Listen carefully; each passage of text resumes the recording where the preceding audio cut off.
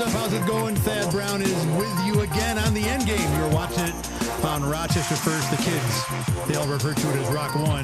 Got a lot to get to today. Last preseason game in the books for the Bills. Cole Bishop had himself a good night. We'll talk about that. What do the Bills do for Final Cutdown Day? Who stays, who goes? There are some decisions to be made. I'll go through a few of those. And an old friend is back. Jordan Phillips, apparently back on the team. We'll get to that too. In addition, a little history with golf. Tommy Fleetwood finally gets his win. Why is that good for the Bills? And an epic tennis meltdown. Like I said, a lot of stuff to get to today. So thanks for checking us out. Remember, we're here every Monday and Thursday starting at 3, repeat at 9. And, of course, you can download us in Rochester First anytime you want. Let me start with the new news for the Bills, the surprising news, frankly, for the Bills, which is Jordan Phillips is apparently back on the roster. The Bills are yet to announce it, but Big Phil decided to post the Instagram picture of his nameplate back on a locker. He apparently is going to wear number 52, not his traditional 97, because Joey Bosa has 97. Now, you never know, even with veterans, when final cuts happen and it's not 90 guys on a roster. You think about like how hard it is sometimes for teams to just figure out their numbers in preseason, because you have 90 guys on a roster. A lot of teams will have a few numbers retired, so you can't give those out. There are a few teams that have double numbers. I don't think the Bills have had to do that yet. But when we go through final cuts, even some guys that are veterans, guys whose name you know, will change their number up because that number is now available, or another number became available to somebody else, who, whatever. You get the idea. So anyway, Jordan Phillips is on the team. We just don't know if he'll be 97. We don't know if he'll be 52 either. The question with Jordan Phillips is, why the heck is he on the team? Because this Bills team has more than enough defensive linemen. I mean, Brandon Beane went out in the offseason and drafted 3 of them in the first 4 rounds. He signed 3 of them to free agent contracts. Now, granted, 2 of them are on or will be on 6-game suspension starting next week, so they aren't that overloaded. But this is not a team that was in terrible need of defensive line help or defensive tackle help. Now, look, I think Jordan Phillips can still play. I mean, he's not, the best defensive tackle ever, but the guy is going to earn his paycheck. He's going to contribute. He's going to make plays.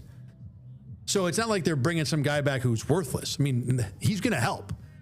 But where exactly do the Bills make a move that makes Jordan Phillips on the Bills an impact, a different sort of help? And let's go through the list, of who possibly could be available here, right? So other defensive tackles who would have to be off the roster to make Jordan Phillips make sense. Well, TJ Sanders, Deion Walker, Ed Oliver, those guys aren't going anywhere. I mean, they're untouchable. So throw them out of the conversation. So let's go to Daquan Jones. Now, I know there's a group of fans out there that are already kind of, out on DQ, ready to move on. He's getting out there. His season last year wasn't, I don't think, up to his normal standards, but his normal standards are pretty high. And he still plays at a pretty good level. The other thing with Daquan Jones is that at the moment, he is still the Bills' best run defender. So if you want to put Jordan Phillips on the team for Daquan Jones, then Big Phil better be able to stop the run. And look, Jordan Phillips can do a number of things, but stopping the run in particular is not his strength. So you're not, if you're putting Jordan Phillips on the team to replace Daquan Jones, well, then someone else has got to suddenly be your number 1 first and second down, 1 tech or nose tackle. And Deion Walker could be that guy. It's one of the reasons why the Bills drafted him. But Deion Walker's preseason has been weird in that he's looked really good rushing the passer.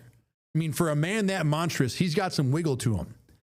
But in addition, for a man that monstrous, he gets pushed around way too much in the run game. So if Jordan Phillips is coming onto this team to replace Daquan Jones, to me, that opens up a big hole when it comes to how you want to stop the run with those guys in the middle. Ed Oliver's fine. He can do everything. But you don't really have that elite 1 tech, nose tackle, run stopper.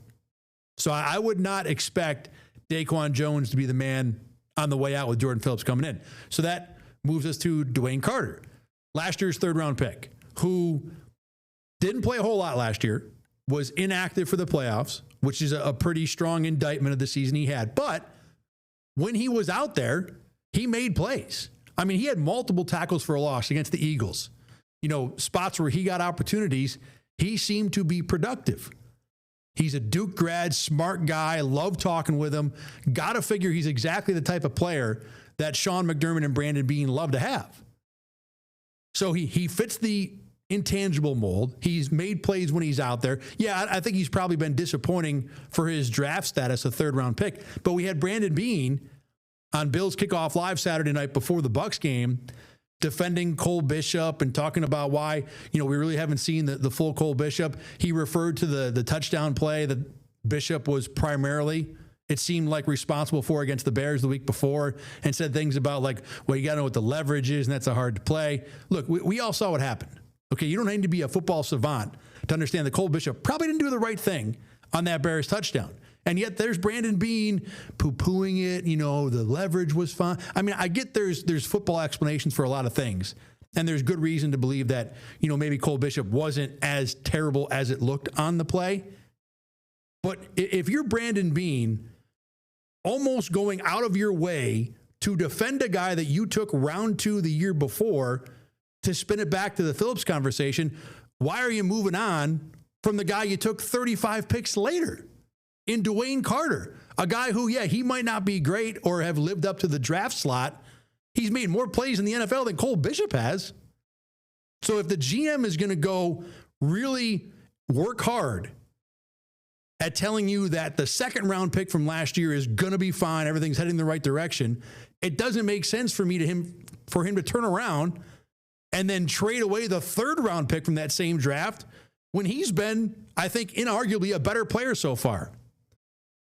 So, again, I don't know why Jordan Phillips is on the team, but it doesn't seem like replacing Dwayne Carter is the likely avenue, even though I think Jordan Phillips and Dwayne Carter's game are similar enough that could work. Carter, I think, is a better run defender.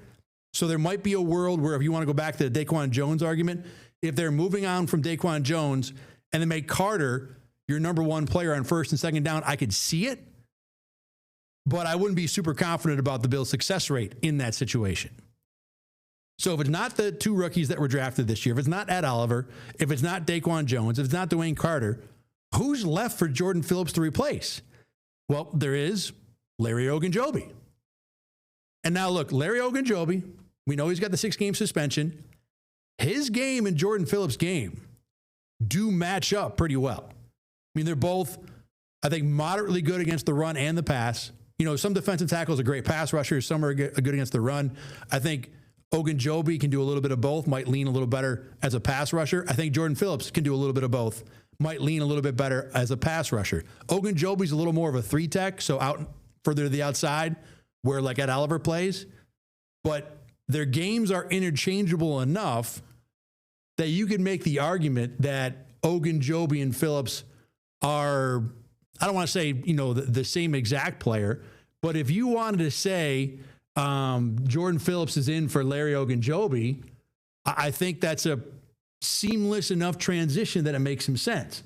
I want to look this up. Larry Ogunjobi, 6'3", 305. Phillips is like 6'7", bigger. So not exactly the same size either. You get a little bit bigger guy with Phillips. Here's the thing about Ogunjobi and why I kind of land on this maybe being the most likely scenario for why Jordan Phillips is in Buffalo. Ogunjobi had a very quiet camp. Not noticeable at all. Like I said, he and Jordan Phillips, fairly similar games, attributes, things they do well, ways they would fit into a defensive line. And of course, more importantly, no matter what you think of who's the better player between Phillips and Ogunjobi, only one of the 2 guys are going to be available the first 6 weeks of the year. And that's Jordan Phillips, who does not have a suspension, at least as far as we know. So I can see a world where the Bills decide, hey, we have Larry Ogunjobi, who hasn't really impressed much. We have all these other defensive tackles we want to make use of. We can bring Jordan Phillips back to be that dependable, floor-setting, if we have to play him, he won't kill us type role. And he's not suspended 6 weeks.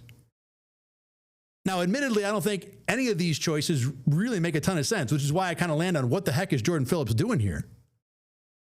But of the choices that don't really make sense, replacing Larry Ogunjobi to me is the one that makes the most sense. But let's also not discount the idea that Jordan Phillips might just be here to be on the practice squad. Now, he wasn't in anyone else's camp at 32 years old. Knowing Jordan Phillips, I wouldn't be surprised if he didn't want to be in a camp, even if it meant not getting paid for a month. There are a lot of veterans who are like that. The camp, even though camp is way easier and way gentler on the body than it was 20 years ago, there are still a number of veterans that say, the heck with that, I'm going to extend my summer a month. And Jordan Phillips very likely falls into this category. It would not be impossible for him to say, well, I haven't been in a camp.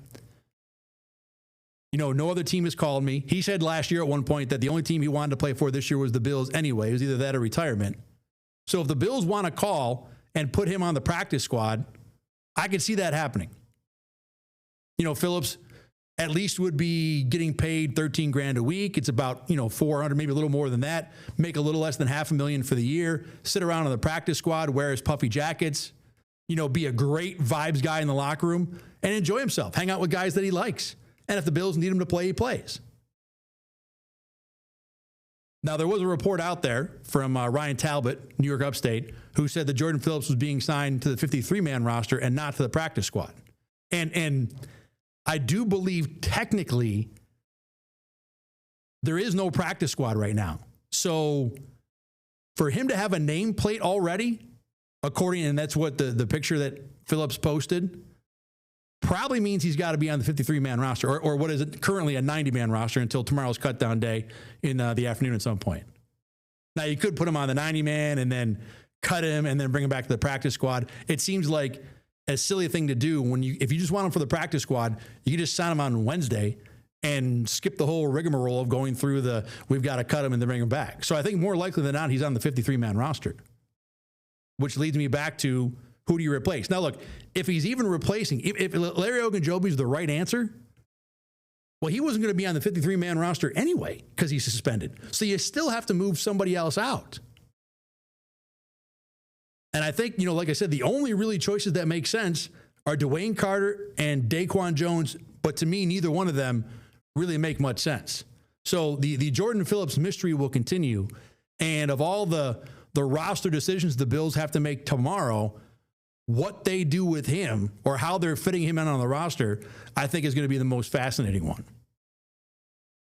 Let's talk a little bit about the preseason game from Saturday night. We'll start with Cole Bishop. He was the big question on everybody's mind going into that, and he was really good. Didn't play a whole lot, but looked athletic, looked comfortable, confident. You know, he was triggering and reacting to plays early. And to me, that sounds like, or at least looks like a guy that knows where he's supposed to be, knows what his job is comfortable in the defense, and, you know, feels good enough that he's not thinking, he's just reacting. Now, it was a small handful of plays. It was against backups. You know, nobody played anybody. The Bucs actually sat 40 guys on Saturday night, including their top 24. So no starters played for them. So these were all backups. But regardless, I thought Bishop looked good. You know, you don't have to go out and make plays against starters, or I don't even have to care who the guys on the other side are to, you know, evaluate what a player looks like. Not incredibly properly. I mean, Bishop played like 15 snaps against backups. So this is not like, oh, everything's fixed, we're fine. But it is at least a snapshot into where he's at right now. And again, if you just look at the bubble of Bishop moving around on the field, I liked a lot of what I saw. Thought it was above average, encouraging, certainly better than what it looked like against the Bears the week before. So does this mean he's fine and the Bills are okay at safety? No, they've got a long way to go with that. But at least that one night, you know, against Tampa Bay, even if it was against backups, I thought Bishop had an encouraging performance that the Bills and their fans certainly should feel pretty good about. All right, let's talk about Tyrell Shavers for a minute here. Also, I mean, you all saw the catch, I assume, by now, right? The one-hander in the end zone. My goodness, what a play that was. And for a guy who's had a really good camp, coming off a pretty good finish to last year, the arrow seems to continually be pointed up here. And he's making himself, I would think, really, really hard to cut. I mean, I look at Tyrell Shavers as about as good a lock as there is on the Bills right now. You know, in terms of guys who are on the bubble. Obviously, he's not as much of a lock as Josh Allen is. But for guys who are a question mark, I just don't see how you move Shavers off the roster. Not only has he had a good camp, not only is he making, one-handed catches and stuff like that, the Bills are acclimating him more into special teams. He played a ton of specials on Saturday night. That's a role that a deep down the depth chart receiver is going to have. In addition, when you look at the makeup of the receiving room, you've got Josh Palmer and Keon Coleman who can play that outside receiver role. But then after that, it's Elijah Moore and Curtis Samuel and Khalil Shakir, who are all primarily slots. And then even then, Keon Coleman might be better playing in the slot. So Shavers fills a role of being the backup outside receiver. So that if Palmer or Keon go down, you've got a guy, a big body, who can operate on the outside as the X or the Z. He's probably a little better as an X, I think. Be a physical, just go out and win a route type guy. Decent blocker. If the Bills need, and they usually do use receivers in their blocking schemes, Keon, I think, is going to be the number one candidate for that when everybody's healthy. But if he goes down, Shavers, I think, at least has the size to fill that role. So I do think Shavers has, among the receivers, a nice role in that he's the backup outside guy. Now, look, could Curtis Samuel or Elijah Moore theoretically play on the outside? Sure. But you lose that physical presence. You lose probably that blocking ability. So I think from that point of view, Shavers not only has looked good, plays special teams, but fills a spot, checks a box that you need on the roster. So I think Tyrell Shavers is pretty safe on this roster at this point. And that one-handed catch, which was the play of the preseason for the Bills, just cements that there's upside there too. You saw him break away and have a 70-yarder in the regular season game last year, albeit, against the Jets in a game that was done. So bad team, bad spot, whatever. Still has the breakaway speed to make that happen, and he has at least the hands, to show that there's a potential high-level upside there. So can't say enough about Tyrell Shavers. Everybody's been behind him. I know Bills fans love, rooting for him and cheering for him. I see no reason why he doesn't make the 53-man roster when cutdowns happen tomorrow. So if Tyrell Shavers is on the team, does that mean the Bills are keeping 6 receivers? I don't know. To me, and we'll talk about now the cutdown situation, who's going to stay and who's probably going to, or who might go. I think that there are 2 spots left on the roster that are going to be settled between Elijah Moore, Curtis Samuel, and a linebacker. And let me start with the receivers for a minute here, okay? So, like we were talking about with roles and stuff on this team, Moore and Samuel both are slot guys. They're both smaller. You can see from the picture there, they're not exactly the same size. Curtis Samuel's a little bit bigger. They're both speed-based guys. They're both athletic, guys that can be a gadget player, take the end around type thing. Good in the slot, should have some separation ability. Just, they're the same guy. So I don't know if they both make the team from that point of view, because do you really, in an NFL world where every spot matters, where every, player has a function, where guys are out there, if you're not going to participate in offense and defense, you better be a special teams contributor. Why would you want to have 2 veteran receivers that do virtually the same thing? What's the benefit there? I mean, sure, you have a backup for one, but if you only have, let's say the Bills just keep Curtis Samuel, and that would be the way I'd lean, if the Bills are only going to keep one of the 2 guys. Say they keep Curtis Samuel, all right? What's wrong if he goes down with, like I said, Keon Coleman can do some of the things that he does. Maybe not necessarily the end-around gadgety stuff, but certainly can do, can operate out of the slot, can run those routes, can be effective. Again, people think Keon might be more effective there.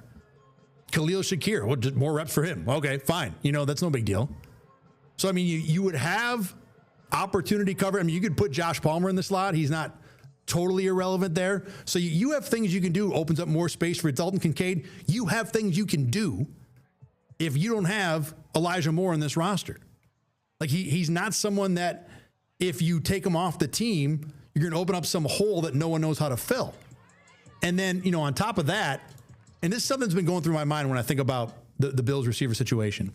So when you go to Bills practice during the season, or at least with the part the media can watch, when we get out there, it's usually the guys will stretch, and then they'll go into a special teams period. And the guys who are not involved in special teams will kind of go off to the side, go to their position coaches, and work on something extra.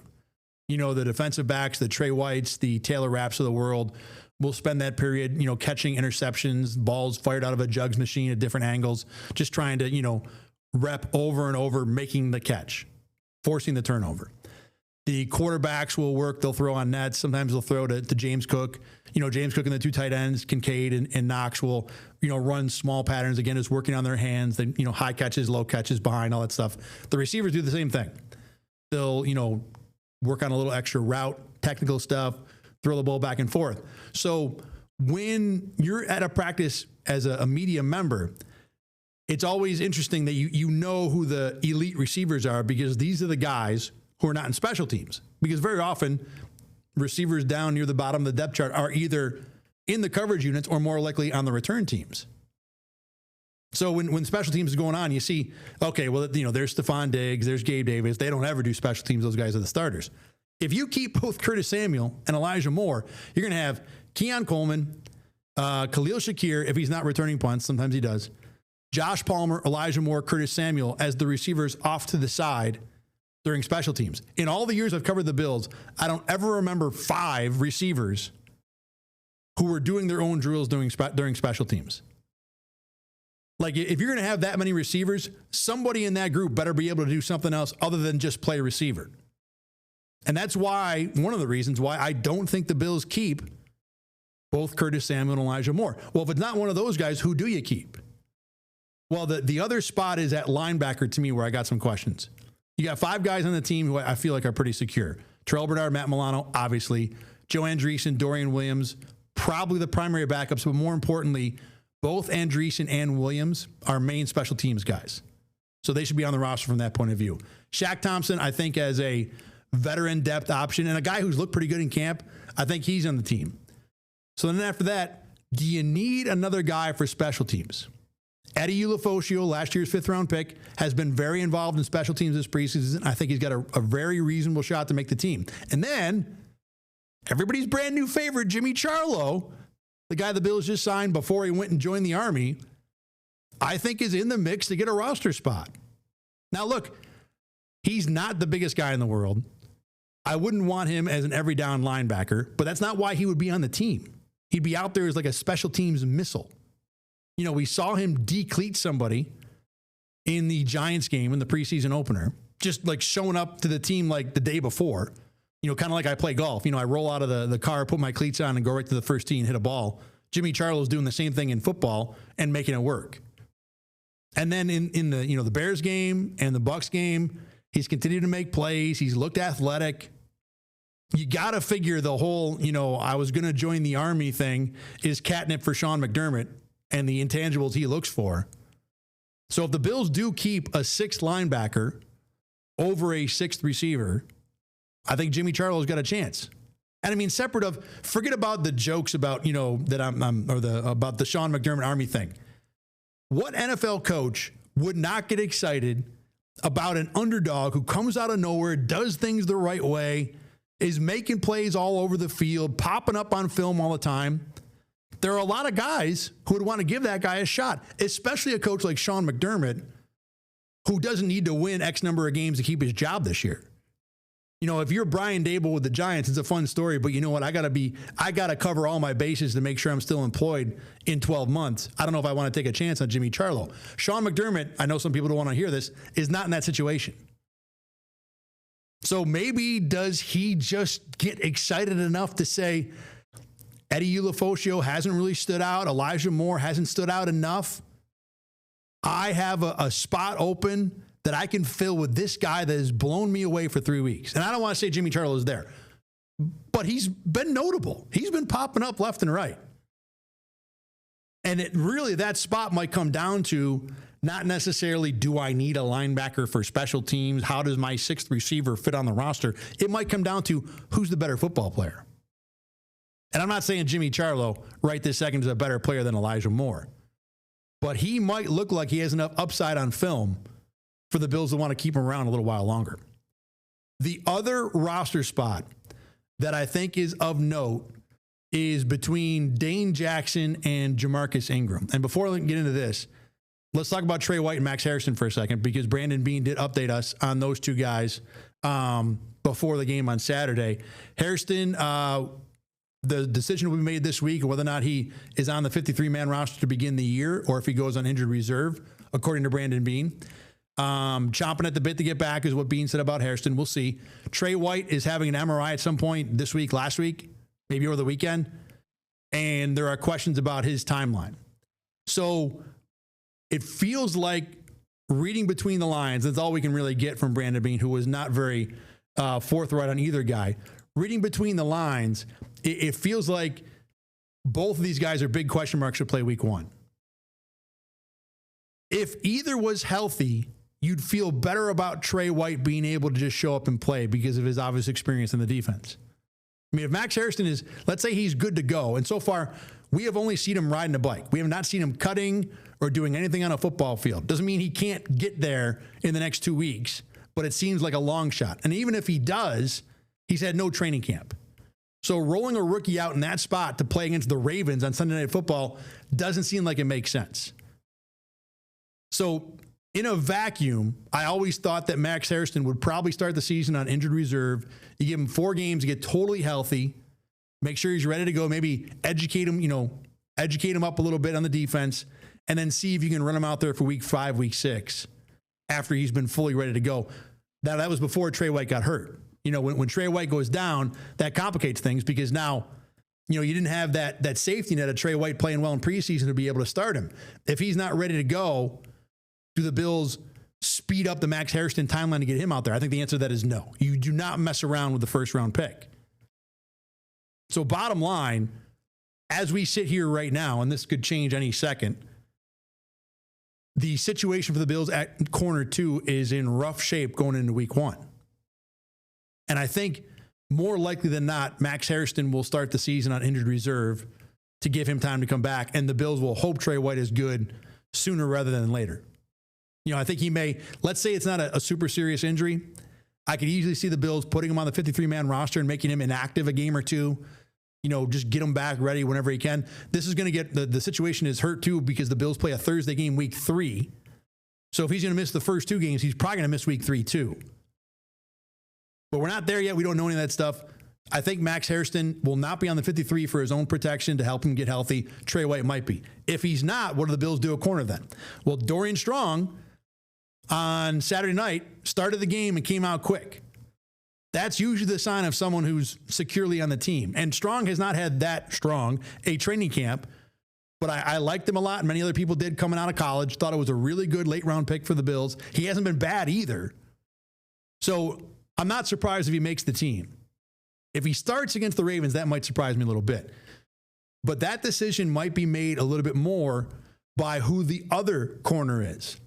And this, to me, is the last real big roster battle on this team.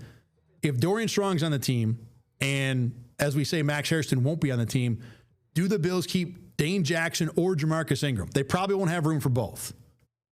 Again, you never know with special teams. Maybe they keep both, and they don't keep that extra linebacker to allow those guys, the 5th or 6th guy, to play special teams. But I think the play will be one guy or the other. So which will it be? Well, Jamarcus Ingram's had the better training camp. Had an incredible play in the middle of camp at Fisher, making an interception in the end zone. And when he's been on the field in games, I've never walked away from a Jamarcus Ingram game and thought, well, wow, the Bills just got killed because Ingram was on the field. Now, there's been some moments with Dane Jackson where you felt that way. I've always been a Dane Jackson fan. I think he's a really good player in the NFL. I think the Bills had to turn to him. His floor is high enough. Familiar with the defense, confident, knows where to be, all that stuff. To be fair, Dane Jackson's camp has been ridiculously quiet. I mean, just very little flash plays from number 23.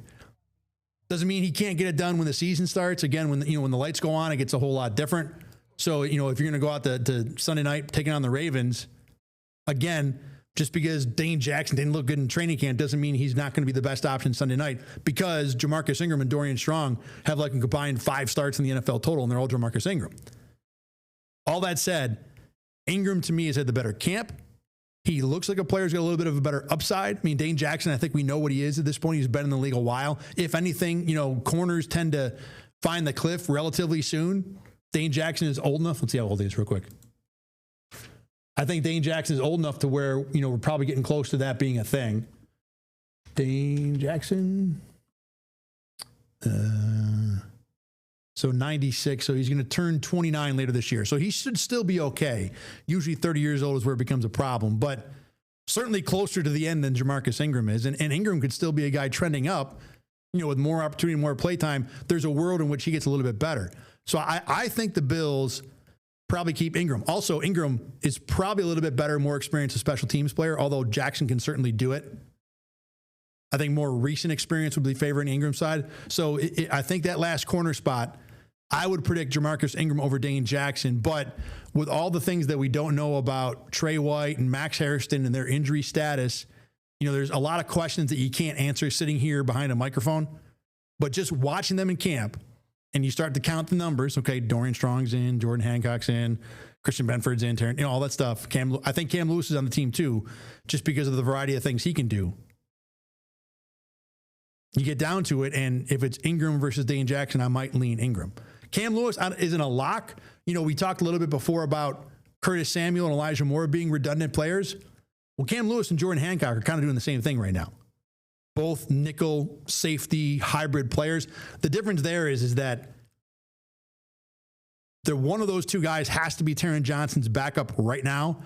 And Jordan Hancock, I don't think is ready to do that. I don't think Jordan Hancock really is a good option for a nickel in the NFL anyway. I think he's a better safety. He can do things at nickel. He can function there. Cam Lewis can be your backup nickel. I mean, he's not an all-world player, but he can certainly get you by there if you had to with Taron Johnson. So to me, that's why I would keep Cam. Number one reason I'd keep Cam Lewis on the team. And that's why when you start counting up corners, you get down to Dane Jackson, Jamarcus Ingram. I think that would be Ingram. All right, let's take a break. When we come back here, so big news in the world of golf. Big weekend for a certain Tommy Fleetwood.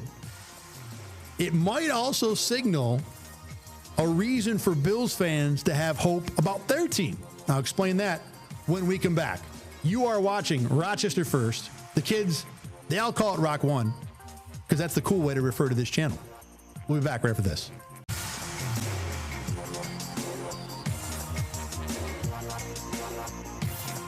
Back on the Endgame, Thad Brown here with you. By the way, we are red and black in the studio today because the Turk comes tomorrow.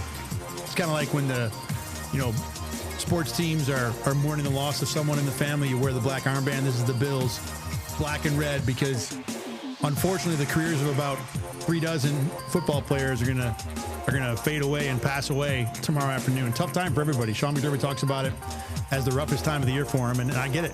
I get it. It's definitely a hard thing to do. But so we are black and red in honor of that today. Real quick, I want to say thank you to the Rochester Red Wings baseball team. Had the opportunity to have a really cool honor on Sunday when I was inducted into the Innovative Field Walk of Fame. And it's essentially exactly what it sounds like. For those who don't know, don't go to baseball in Rochester at all. There's a bunch of bricks out by the left field corner that has the names of great and notable, sports figures in the history of Rochester, New York, coaches, athletes, media. Obviously, there's a whole lot of media who are in there. And to be included in that, to have your name on something that's going to be there ostensibly forever. I mean, baseball in Rochester is not going anywhere. It's an incredibly well-run organization. I go to a bunch of games every year. Everybody has a few moments to go out to the ballpark. They have a lot of fun all the time. To be a part of that forever is really, really cool. And it was a great little ceremony over the weekend. Got to bring my wife out, had some friends show up. Super appreciative for all the support. And, got your little moment to put the brick down. Fun stuff. You can check it out at rochesterfirst.com if you want. But I want to say a thank you to the Red Wings, to Scott Petoniak, who's a big part of, the committee that decided on myself and all the other inductees yesterday. And obviously everyone else in that committee for considering me. Really, really cool. Thank you guys very much. All right, now, I was not the only one who had an unexpected honor. Obviously, they told me about it weeks before, but it was unexpected when I found out about it. Unexpected yesterday was Tommy Fleetwood, who finally got over the hump. And it was not a dark day as the video appears right now. No, it was a very happy day for Tommy Fleetwood instead. Tommy Fleetwood, for those who don't know, it was like the king of finishing second. And late this season, he was turning it into an art form, missing putts late, bogeys in the last 3 holes. I mean, I really honestly thought he did not have it in him to ever win a PGA Tour event. Now, ever is a strong word. The guy's got too good of a game to never win. But boy, he did not look like he had it between the ears to finish off a golf event. And there may not be a harder thing to do in sports than to hit the last few shots you need to win in golf, because there's no teammates there. There's no calls that can bail you out. Yeah, you can have a lead, but, if you're up 21 points in the NFL and there's 2 minutes to go, you can't give up a 21-point touchdown. If you're up 3 shots in golf, you can make a triple bogey. I mean, that's out there. So Fleetwood could not find a way up until last weekend, yesterday, Sunday, to finally finish off a golf tournament. And it wasn't anything spectacular. It wasn't like he made a birdie on 18 or made some crazy putt. In fact, he didn't have any birdies in his last 5 holes. He just played well enough that when no one challenged him, everybody ran out of holes for him to finally screw something up or somebody to catch him. The 2 guys who finished second, both were 3 shots back. Neither one of them, there's 1 birdie total between the 2 guys. So this wasn't Tommy Fleetwood in the U.S. Open, battling through, making clutch par putt after par putt. Not only did no one really challenge him, but it was only a 30-person field. And yeah, it was the best 30 players on tour this year. But when it's only 30 guys, you've got less chance for someone to have a hot day. That's why winning on the PGA Tour is so impossible. You got to beat 140 guys over 4 rounds. I mean, at some point, somebody else in there, no matter how well you're playing, somebody of 140 guys is going to have a hot putter. Somebody of 140 guys is going to have a really good week, catch some breaks, be in the mix at the end of the day. So when it's only a 30-person field, it is a little bit easier to win that event. And then, you talk about the stars. Rory McIlroy didn't have it all week, really hasn't done much since the Masters win. Scotty Scheffler, OB on his first tee shot in round 4, found the water when he was kind of sort of in contention on 15. So again, it wasn't like Fleetwood went out there and just dominated or was super clutch at the end. He just kind of made it to the end and no one pushed him and he won. And it got me thinking, for all the different things we talked about with the Bills struggling and not being able to get over that hump and get to a Super Bowl, Tommy Fleetwood kind of showed you that there is, a path we don't normally think about for the Bills having success. I think Bills fans and even Bills media, when you imagine the Bills finally going to the Super Bowl, it's Josh Allen out-dueling Patrick Mahomes in the AFC Championship, 38-35, and, Allen throws a game-winning touchdown with 35 seconds left, and then the Bills don't screw up the last 13 seconds, and they go to the Super Bowl that way. Or it's Josh Allen, 3 rushing touchdowns, and the Bills force 2 turnovers from Lamar Jackson in the championship, and they win 30-27, or similar to what happened last year. It doesn't have to be that way. The Bills don't have to elevate necessarily to go to a Super Bowl. It could just be what happened with Tommy Fleetwood yesterday. Maybe you catch a year where the Chiefs just aren't as good. The defense has injuries or, off-season moves don't work. I mean, I think this Chiefs team this year might be taking a little bit of a step back. It's not hard to imagine. You lose some personnel on defense. Maybe Chris Jones gets a little older. What the Chiefs imagine is their starting tackle solutions don't quite work out on offense. And, the Pat Mahomes offense isn't that high-flying thing it was a few years ago. They're still kind of grinding out 24, 21 wins. Maybe catch a year where the Ravens have a big injury in the playoffs. I mean, would it stun anybody if Derrick Henry didn't go all the way through to the end of January this year? So, I mean, you could have for the Bills, if you do what Tommy Fleetwood did as the Bills, and for all the struggles Tommy Fleetwood had, he continued to put himself in position on Sunday to win. Week after week, he was either leading or close to the lead over the last month and a half or so. And yeah, he blew a whole lot of them. But this one didn't need to do anything different. Tommy Fleetwood didn't need to raise his game on Sunday. Tommy Fleetwood didn't need to have any crazy putts or wild approach shots coming in to win this. He just kept on putting himself in position and finally caught a week where no one really pushed him. And there's no reason to think the Bills can't do the same thing. If the Bills keep doing what they've been doing the last 5-6 years, keep putting yourself in position, keep going to that divisional round, keep hosting second-round playoff games, keep getting your shots against the Bengals, Chiefs, and Ravens of the world, you might just catch a week where none of those teams have it, where injuries get them, where they just don't play as well. And you don't have to do anything wildly different. We don't need to have Keon Coleman or Dalton Kincaid become superstars. You don't need Joey Bosa to be putting 2 and 3 sack games together every week in the playoffs. Just keep doing what you're doing, and you might just catch a year where no one else is ready to push you because you're playing that well. I mean, that's what happened with Tommy Fleetwood. He was playing so well, he kept on showing up every week, give himself a chance, and eventually Scotty Scheffler opened with a day where he hit out of bounds. Rory McIlroy didn't have it. The guys who were on course chasing him weren't good enough to really put pressure on him late, and you win. I mean, no one's going to look at this Tommy Fleetwood win and put an asterisk on it. No one's going to think it doesn't count. And by the same token, if the Bills go to a Super Bowl because the Chiefs sustain injuries in the playoffs and Derrick Henry isn't available, or the Bengals defense remains as terrible as it's been the last few years, and the Bills are just kind of the only team left standing, there's no asterisk on that. That's going to count same as all the rest of them. So keep giving yourself that chance. And maybe just like Tommy Fleetwood, this is the year or next year's the year where there's just no one there to push you. But I think we feel like the Bills need to find some gear they haven't already got to for a team that's been like a 9.7 out of 10 the last few years. Finding that gear is sometimes next to impossible. Well, maybe they don't have to. Maybe they can just keep being the 9.7 out of 10 and catch a postseason where everybody else is just a 9. Or even the teams that are good don't get a break. I mean, it can be just that easy. For all the time we spend here arguing about, wow, is Joey Bosa the answer? Can you count on Keon Coleman in a playoff situation? Where's Dalton Kincaid been? Just be what you've been and see if you catch a year where everybody else can't answer up to you. It's happened. I mean, how did Joe Flacco win a championship? Wasn't exactly because everybody else around him was elite that year. I mean, those things can happen. I shouldn't pick on Joe Flacco. Not nice. Not nice. All right, take another break. When we come back, we're going to do Did You See? The weird and wild from the weekend. Rachel Liebert will be in. I got a good one.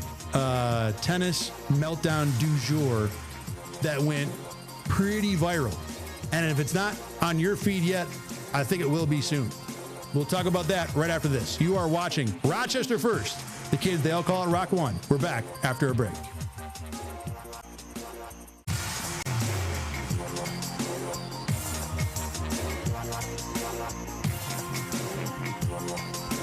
Back in the Endgame, Thad Brown in with Rachel Liebert. Rachel's got the controls right now. We'll see if she can get us off the air on time. It's going to be drama, everybody. We'll see. No, it won't be drama at all. Okay, it is time for our weekly Monday segment. Did you see? When we talk about something we both saw over the weekend individually, I'm going to go first this time. The thing I saw was Daniil Medvedev in the U.S. Open. Did you see this at all? You know what I'm talking about, Rachel, or no? I did not see this. No. Okay, so this is fascinating. So he's playing a first-round match in the U.S. Open last night. And it's kind of an ironic thing by itself because the U.S. Open didn't play on that first Sunday night ever. Like, this was brand new, even having matches yesterday. So he's down 5-4 in the third set. Already lost the first 2 sets. And it's 5-4, and he's playing Ben Bonzi. And Bonzi hits a serve on match point that's called out. Well, there's a cameraman who's on the court who thought it was in. Mm-hmm. So he gets up and walks across the court because he thinks the match is over. But it was out, and there's a second serve coming. Well, then the chair umpire is like, oh, wait, hold on. There's been an interruption in the match, so now Bonzi's going to get his first serve back because there's been a delay. And apparently this is a normal thing you do in tennis, that, like, if there's an interruption, you can go back to first serve. Okay. Well, Medvedev goes bananas and just comes over to the chair umpire. What are you doing? It wasn't that long a delay. It's crazy. At one point, he grabs the chair umpire microphone. You know, they're like, first serve. They do stuff like that. Mm-hmm. He grabs the microphone and says he's paid by the hour, or he's paid by the match, not by the hour. So he wants to get out of here. That's why he's calling that. So, and then he goes back to stand where he's supposed to stand, and he's like waving at the crowd, and the crowd starts chanting, second serve, second serve. And this goes on for like 5 minutes. And it's crazy because, first of all, these people in New York City who are going to this match, I'm sure there's a lot of tennis fans there. Yeah. But I bet there's a big chunk of them who don't know Daniel Medvedev from Danny, the guy who took their tickets, right? They're still out there like second serve, second, like he's the greatest hero ever to show up when he's probably in the wrong. Like, most of the tennis experts have said that, like, getting the first serve over again made sense. So here's the kicker to the whole story, right? It's match point. Well, the delay ends up totally hosing Bonzi, who's winning the match. He is just like thrown for a loop. He loses that point. He loses the third set in a tiebreak. He gets beat 6-love in the fourth set. Does he win a game in the fourth set? The dude was 1 point from winning when all this starts. Finally, in the fifth set, he recovers, and Bonzi does end up winning the match in 5 sets. It was 3-3, and he was down 40-love. So he was in a bad place, but did finally recover and get it all figured out. Now, Medvedev, when he was done, and the funny thing is when I saw this, trying to make sure I don't tell my story too long.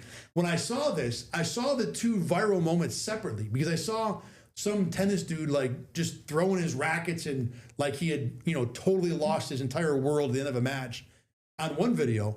And then a separate video, I saw Medvedev firing up the crowd. And I thought they were like back to back. No, they happened like an hour and a half apart. He does the firing up with the crowd thing when the whole photographer runs on the court situation happened. And then when he loses, then he sits down and has 2 rackets, because these guys take like 18 rackets to the court, has 2 rackets and like 2 hands, slams them on the ground, breaks them, stops for 15 seconds, and starts doing it over again. It was like, I don't want to laugh too much. It was a little bit disturbing. Yeah, I'll have to watch this because I have not seen this. I'm going to post it on my Twitter feed, ThatBrown7, right after the show is over.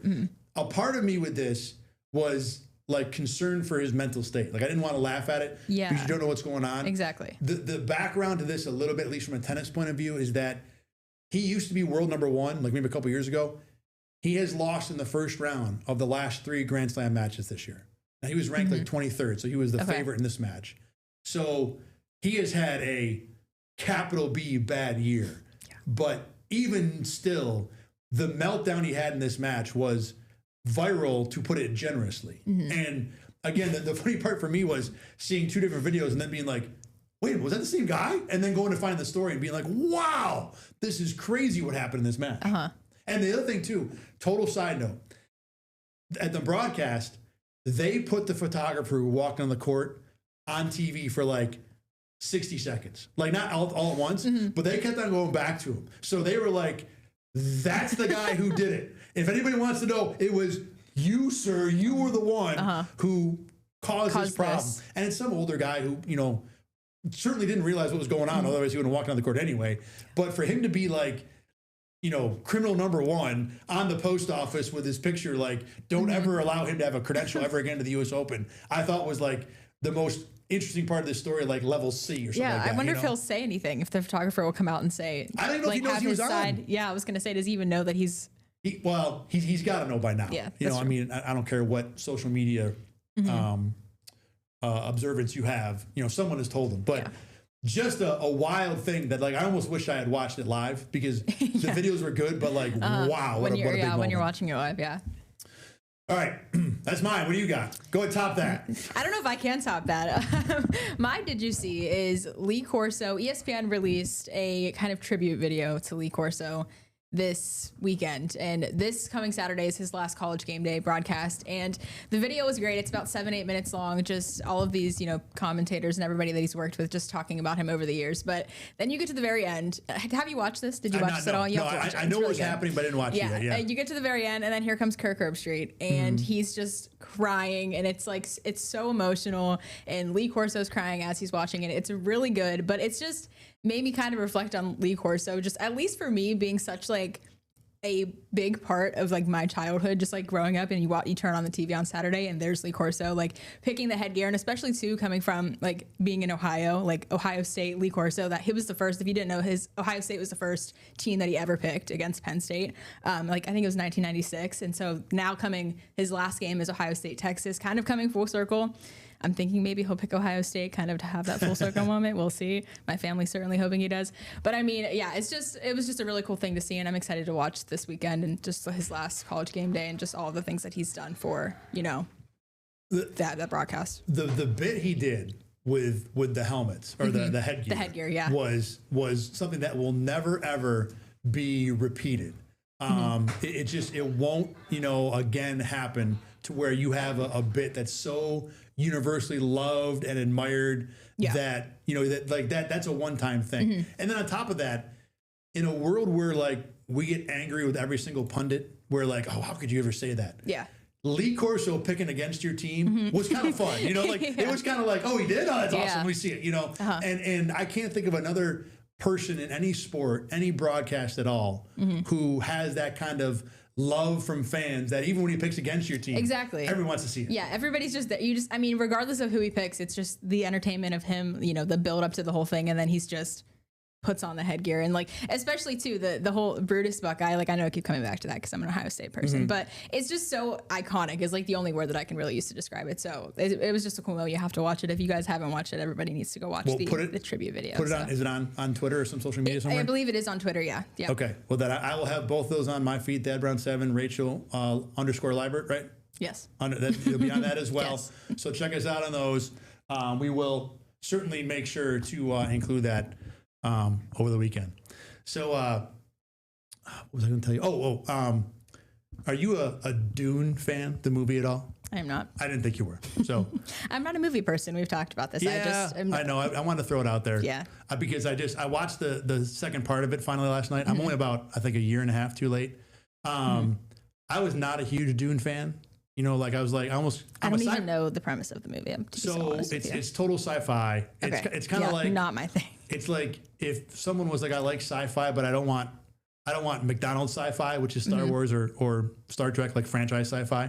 Now this is a book that was written and there's been like 2 other versions of it. There was a movie in the 80s that didn't look very interesting. But if you put Zendaya and who's Timothy? Chalamet? Yes, Chalamet. He's a star. So you put those guys in it, all of a sudden it gets cool. Like it doesn't even matter what it is.